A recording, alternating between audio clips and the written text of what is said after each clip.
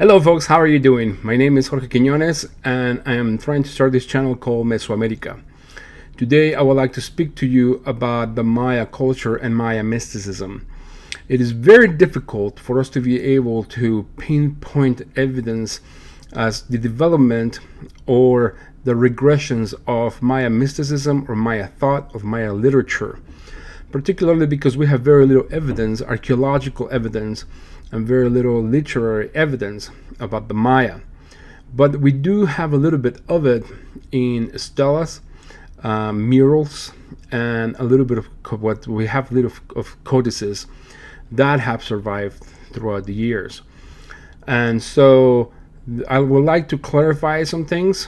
I don't agree a lot with regular archaeological development. For example, I don't agree with the terms of pre-classic, classic, and post-classic Maya. I think the Maya are a lot way more hard to understand. There was a lot of chaos within the Maya life and the Maya region, and we need to understand those periods before we understand their thought and their mysticism and their magic. For the Maya, there was a lot of there was a huge communication or communion between regular life and the spirit life, and this was also very much linked with time, and therefore this is what I would like to talk to you about. Anyway, thank you very much, and let's go.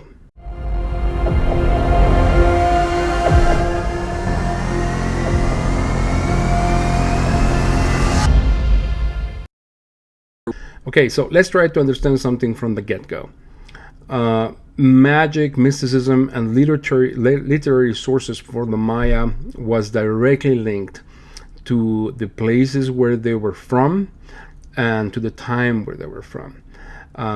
This is a very easy educated guess, particularly because we can see a lot of evidence of their literary tradition based on where they were and the time where they were. And so therefore, for us to be able to understand a little bit about their magic and their mysticism and their literary sources, we need to understand a little bit about the periods. As I said in the beginning, I don't agree that much with the pre-classic, classic, and post-classic development of time and Maya culture, and this is the reason why. The Maya were not just the Maya. There were many different types of Maya. There were the Mayas from San Bartolo. There were the Maya for Chichen Itza from Mayapan. There were the Maya that wrote the Chilam Balam. There are many different types of Maya. That whole region of northern Guatemala, Quintana Roo, Belize, Campeche, Chiapas, Oaxaca, all that whole area that was occupied by the Maya, it is very dense and very difficult to penetrate. Even today with cars and with roads, it's very difficult to drive through them. Even to this very day, no one really can reach El Mirador with a car. You have to either get there with a helicopter or with a donkey or a horse. It is very difficult for us now, and even more so then, for many different types of Maya people to communicate with one another. And therefore, we cannot just say the Maya, because there are many different types of Maya, and also the literary and the information that was communicated between those people, it had their various densities. And so therefore, it's hard for us to be able to denominate the Maya as the Maya, and particularly on a certain period. And so, based with this information, let's try to speak with our terms, as we would like to speak the Maya as the Maya, because that's how we understand them. And also, we don't have a lot of words for some of the people that lived in some of the cities that were in the regions that I just described. And so, the periods are denominated as follows, I would like to think. There is a period in where the Maya and the Olmecs communicated with one another and they helped one another. And by help, I mean they developed each other's cultures. The Olmec were a very mysterious culture. We don't know that much about them. The only thing that we really know about them is that they left a lot of gigantic heads, stone heads, and a little bit of what seems to be writing, but we're not quite sure if it's writing or not. This is definitely not the type of writing that the Maya used. And so we believe, or at least I would like to believe, that there was a type of communication between them, and that is what gave birth to a little bit of the Maya culture, or at least inspired them to do some of those things. The fact that the writings are different means that there were different groups of people that were probably not associated with one another, or at least they did not intermarry with one another, or lived in different regions. So that to me is the first period of the Maya per se. This lasted, it could have lasted from a few hundred to maybe 1,000 years. And then we have the oddity of all oddities, which is El Mirador or San Bartolo. This city is by far the pinnacle of Maya civilization. It has the greatest buildings, it has the greatest pieces of architecture, it has the greatest pieces of literature, it seems to have the greatest pieces of technological development and also of political development. This was by far the greatest development of Maya history, but we didn't really know that much about it because it's hard for archaeologists or for anybody to try to go there and try to find that information about it. And what we do know is that at the end of this El Mirador period, there was a great contention against the royals of El Mirador. The regular people or somebody didn't like them very much and wanted to exterminate them. But fortunately, there was this woman called the Red Queen, who was the mother of Pakal. Pakal is the guy from the ancient astronauts, the big stone, the gravestone. That is Pakal. And the Red Queen might have been pregnant with Pakal when they were fleeing from El Mirador. And this was, for me, the third period of the Maya, where different neighboring cities, such as Palenque, were able to develop, and they carried on their tradition until the Teotihuacans conquered them. There is a very clear influence of Teotihuacan culture in Chichen Itza, particularly, where they started building statues to Chacmo and to other Teotihuacan gods. There is a little bit of misunderstanding of also on what are the Teotihuacans. In fact, the Teotihuacans is not even the real name. The word Teotihuacan, it's a Nahuatl word. The Nahuatl is the language of the Aztecs, and it simply means city of the gods. There's a legend about the sun being still, and there was a huge drought and a lot of problems around the year 500. And we don't really know that much about the Teotihuacans, but we do know that the Teotihuacans did conquer some Maya regions, or if not all of them, even though they were hard to penetrate.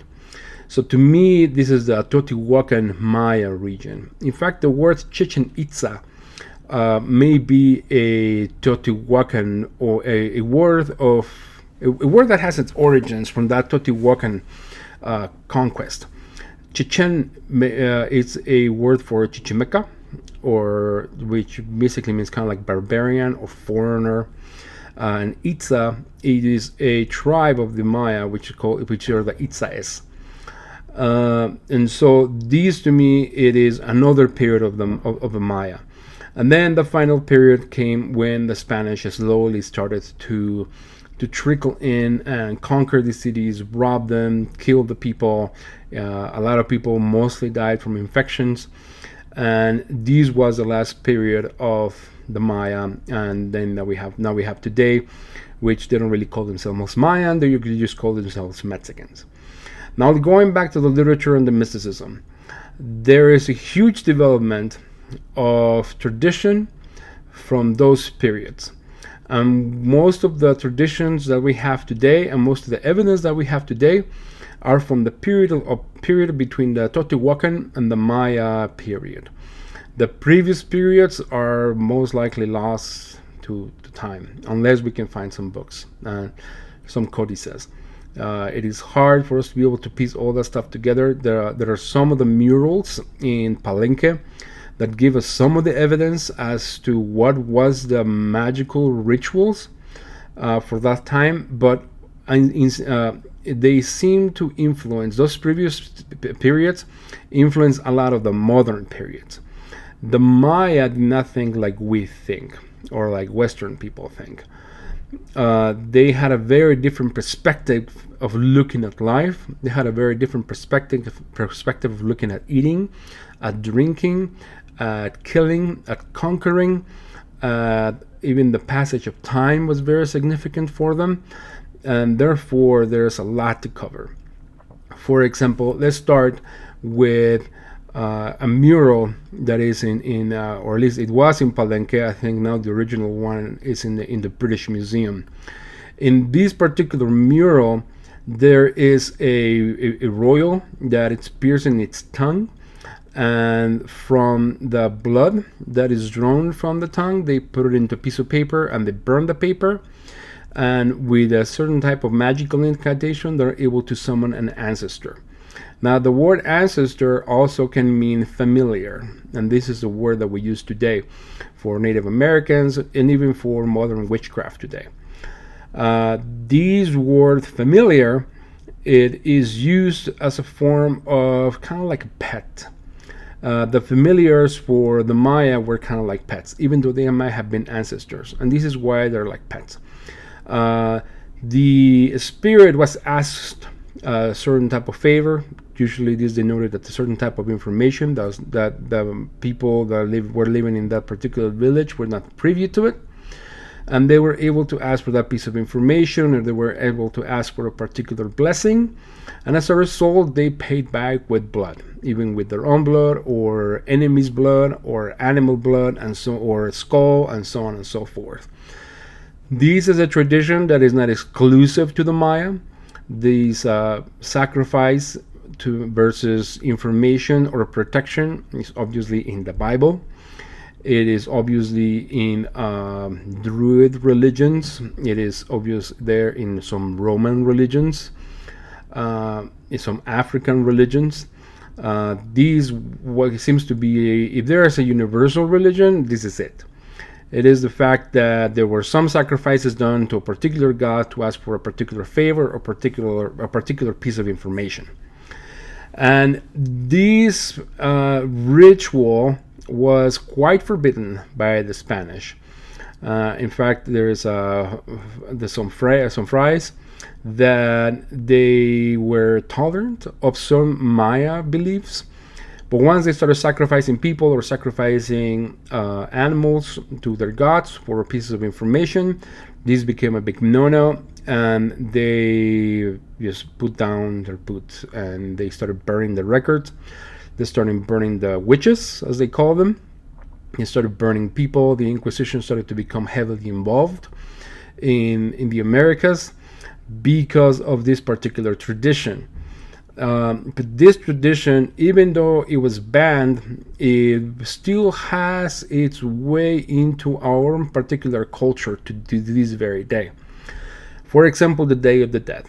The Day of the Dead is a time in which we live cakes or beers or whatever it was that the dead liked, and then to be able to talk to them on the particular Day of the Dead. There is the Day of the Children for the Day of the Dead, and the Day of the Dead for the adults. So in that tradition of sacrifice and communicating with old ancestors, or even with some particular spirits, it still kind of lives today in our day. Now let me explain a little bit about these familiars. There were the familiars that were our relatives, but then there were familiars that were elemental. There were familiars of the rivers, familiars of the ocean, familiars of the dirt, familiars of the trees, of the wind, of the rain. The Maya traditions, they were very attached to nature. Their gods, for the most part, were not invisible like ours. Their gods were mostly associated with natural elements because they gave a certain type of meaning and a certain type of change. Let me explain. In Mexico, or at least in the particular area of Guatemala, Yucatan. During the October, September, November periods, there are heavy rains for the most part, and then there are periods where the rivers are higher, sometimes they're lower, and sometimes, the way in which they harvest or they plant their crops has a certain has certain periods and a certain type of meaning. And this is why the Maya were so heavily linked to the time. Not because time happens to be time, like for us, where we celebrate New Year's on a random particular date or a particular hour. For them, time was a lot more meaningful. They have their buildings dedicated to equinoxes, to solstices. There are certain buildings in which, on particular times of the year, they're extremely cold, but at that same time, they're extremely hot. They were able to build in ways that are extremely rare today. Today we just build buildings because we just want to live close to water and where we have the highest real estate, or where we can find a job. Not for them.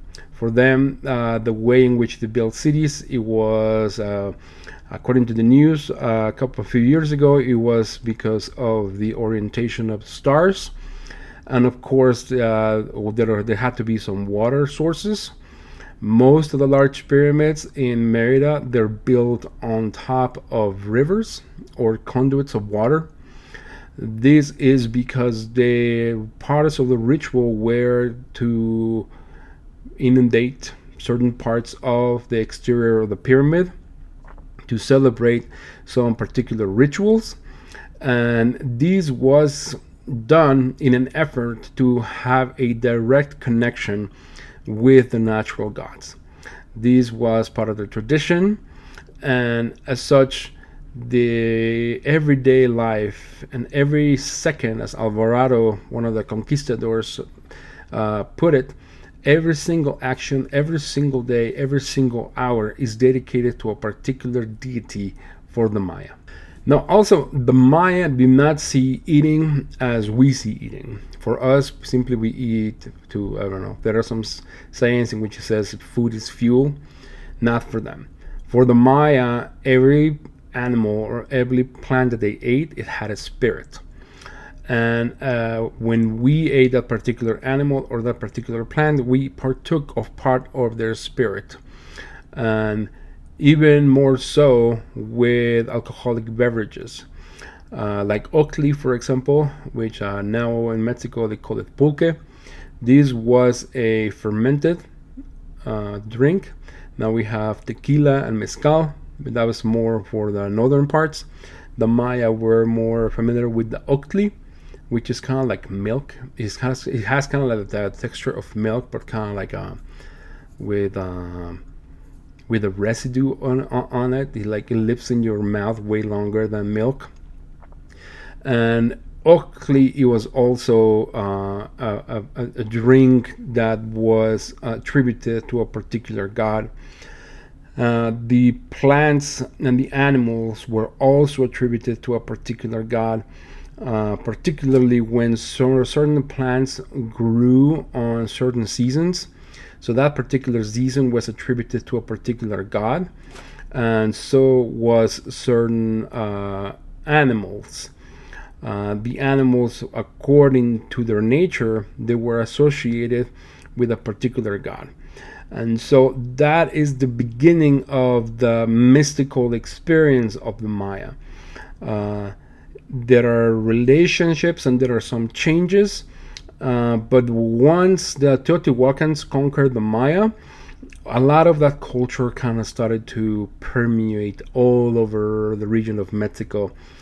And these influence the Aztecs, influence people south of the Aztecs. I'm talking about the Otomi, I'm talking about the Maya, I'm talking about the Zapotec, the Tlaxcaltecas, and all of those traditions were very much influenced by this Teotihuacan Maya period, particularly because of conquest. There was a lot of warfare going on around that time, but the Teotihuacan seemed to be pretty good at it until they became extinct.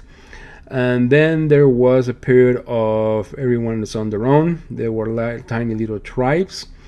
And in fact, many people think that Mexico is a nation. Mexico was not one nation. It has never been one nation prior to the arrival of the Aztecs when they made it New Spain.